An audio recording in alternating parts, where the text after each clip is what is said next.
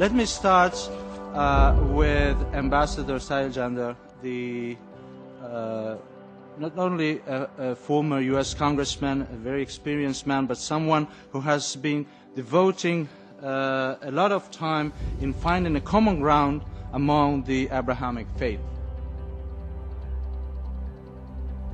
Everyone talks about peace, but it's so difficult to find an answer to it.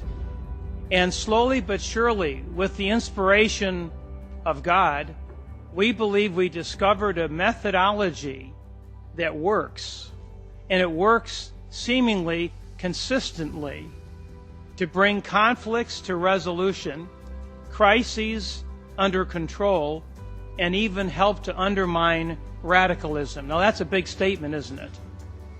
And my personal work over the last 18 years has centered on the science of linguistics and how one can take the Semitic linguistics of Hebrew, of the Old Testament, Aramaic, the heart language of Jesus, of the New Testament, and of course the Arabic of the Quran.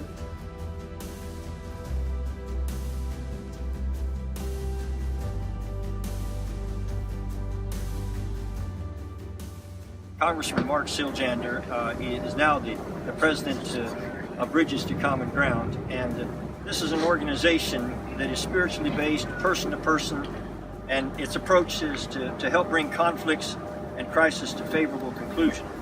And this approach was hugely successful in encouraging the release of Mr. Petr Jacek. And in my humble opinion, after traveling and experimenting in 145 countries with some of these ideas, they are transformative of thinking. And when I began sharing this with President Omar al-Bashir, he immediately called a dozen of his top scholars. He said, this congressman is talking about the Quran and the Bible. He must be wrong, because we've not heard these ideas before. Well, to make a long story condensed, because I only have 1 minute left, we then had a banquet and a dinner, and the president leaned over and said, what shall we do about Darfur? As you recall, he was rather intransigent about deploying United Nations peacekeepers. And a week and a half ago in Sudan, at a Horn of Africa peace conference, Ali Kardi, the former foreign minister, a close partner and friend, announced what really happened.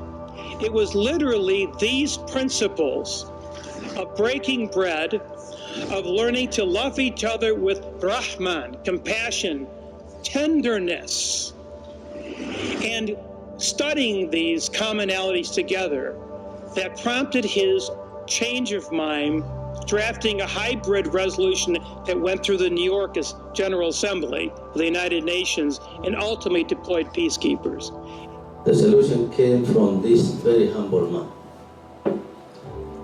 He will not, I think, expect me to say this, but the solution came from him.